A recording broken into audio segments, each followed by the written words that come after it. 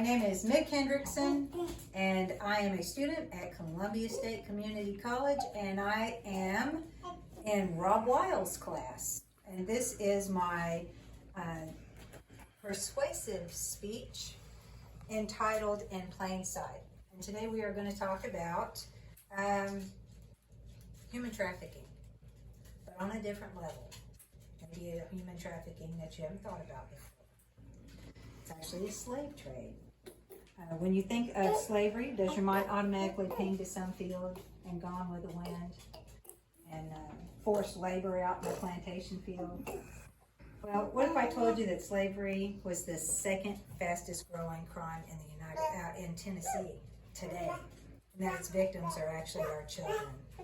According to the Tennessee Bureau of Investigations, they have received 1,054 tips/leads just in the year 2021.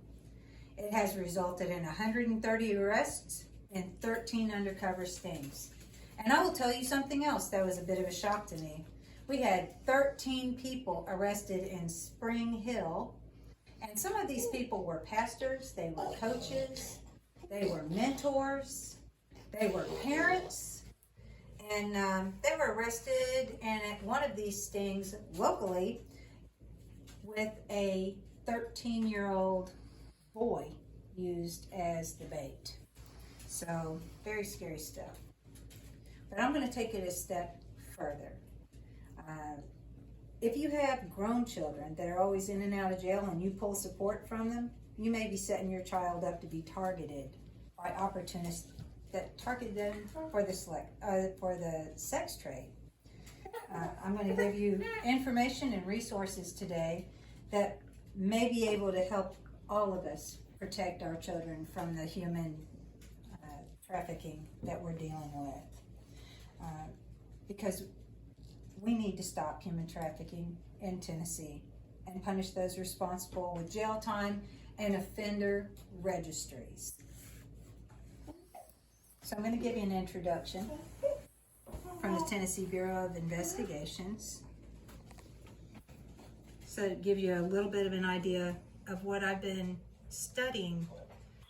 When one hears trafficking, a lot of times you think being abducted out of the parking lot in a big white van and sold to some sex trafficking ring overseas somewhere. That does happen, but it's a very, very, very small percentage.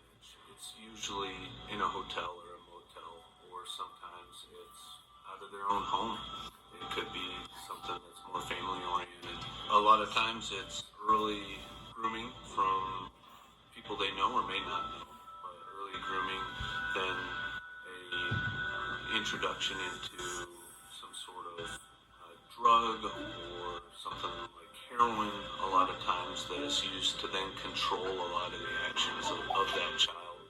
And we're talking possibly 10 to 15 years old when they're starting this, and just starting to live a life of living out of a bag, eating nothing but fast food, potentially having sex with 10, 12 people a day for 5, 6, sometimes even 7 days a week, and not knowing where they're at, not knowing what city they're in, not knowing how they're getting to the next place. They just are being told and controlled in every facet of their life.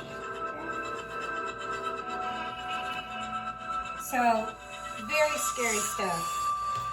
Very scary. And it starts really simple. Very, very simple. Say your 13-year-old child goes to a party with all their peers, and they and somebody at the party just invites them to go to a hotel or something to continue the party with other people, and they're impressed with all the alcohol and the stuff that they're not allowed to have in other places. And then the party's over, but they're not allowed to go home. In fact, that child might not ever go home.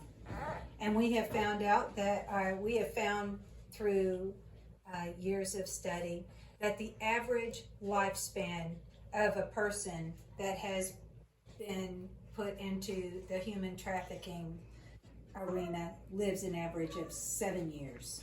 And that is all. And they find them someplace in a dumpster or buried in a shallow grave someplace, or like one of our poor inmates that was found on the side of the road completely decomposed 2.5 weeks after she had been released. So if they're lucky, they will end up being arrested. These young people might end up being arrested. That's the only hope they have of coming up for air. But these young women go through a horrific period of just coming down off of all the drugs. They go through terrible withdrawals, and we do have a medical facility in our jail. I actually am a field training officer that deals with hundreds of situations like this a day. And I'm in the unfortunate position of being the person that is monitoring all of the email and emails that they get back and forth, because what happens is their families will have dropped all the support for them. They're not sending them money. They're not taking care of them anymore. But there is where the problem is. All of a sudden, you have these human traffickers that are looking at mobile patrol, and they look for people who are picked up on prostitution, and they will start grooming them. They'll start sending them letters. I'll be your boyfriend. I'll be the love of your life. Put money on their books. And when they get out of jail, it's not a parent that's sitting there waiting on them. It's the same dang traffickers that they escaped to begin with. So it starts the cycle all over. We have got to stop this cycle.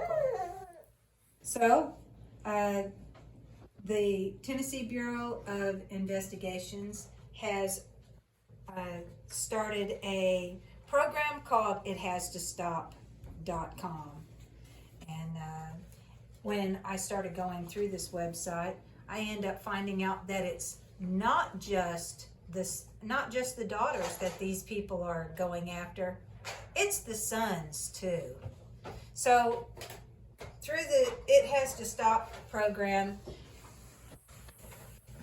they instruct, it's an education program, and it teaches us to understand the supply and demand and economy driving trafficking. We are being trained on how to recognize victims and try to help them. That's why I'm always checking the mail. Every bit of mail that comes and goes through that jail, I am looking at a predator, a possible predator, zeroing in on the very most vulnerable people that we have. And then there's programs that are out there in order to help our victims. And there is a website called ItHasToStop.com. And if you think that you know someone that's being trafficked and you aren't sure, call us. Call TBI. There's a telephone number right here. Please call and have it investigated. I would also encourage you to contact your senators and demand that there be stricter legislation that holds traffickers responsible with jail time and restitution. And there needs to be a registry, just like there's a sex registry. If you're a sex offender, I think there needs to be a registry out there that if you get busted selling somebody's kids, I don't care how old they are, look how old my kids are. If you get busted selling somebody's children, I think there needs to be a registry and you need to be held accountable. Absolutely.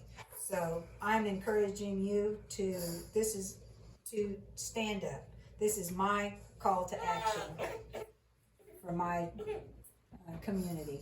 Stand up. Call your legislators. Demand that there be a registry. Demand that there be some changes. And if you think that there's an issue, go to TBI, Tennessee Bureau of Investigation, and make that call. Thank you.